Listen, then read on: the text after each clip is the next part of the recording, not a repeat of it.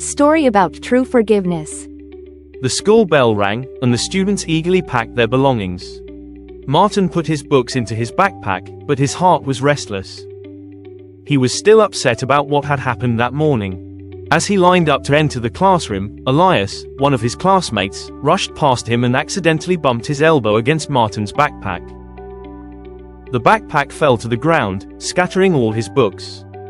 Some students laughed, and Elias continued walking without even looking back. Martin's face turned red with anger. He didn't even apologize, he muttered under his breath.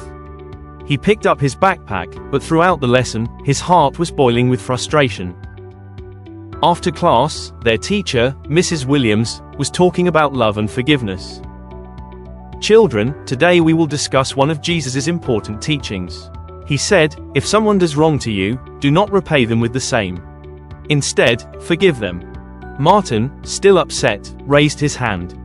"But miss, if someone doesn't even realize their mistake, why should we forgive them?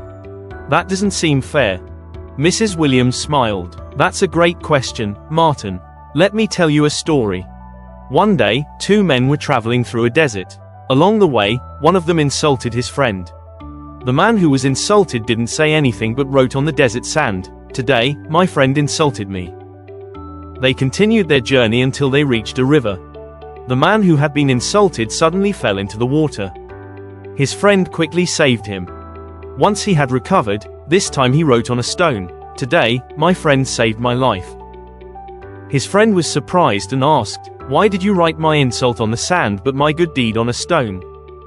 The man smiled and said, 'When someone wrongs us, we should write it on sand so that the wind can erase it.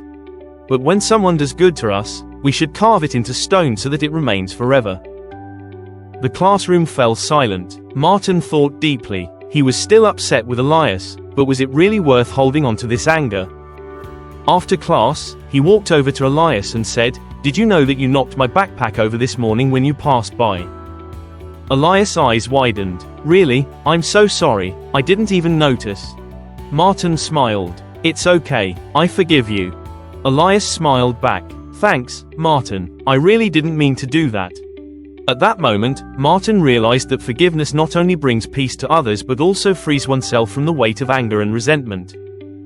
Now he understood why Jesus taught us to forgive, because forgiveness brings true peace and joy.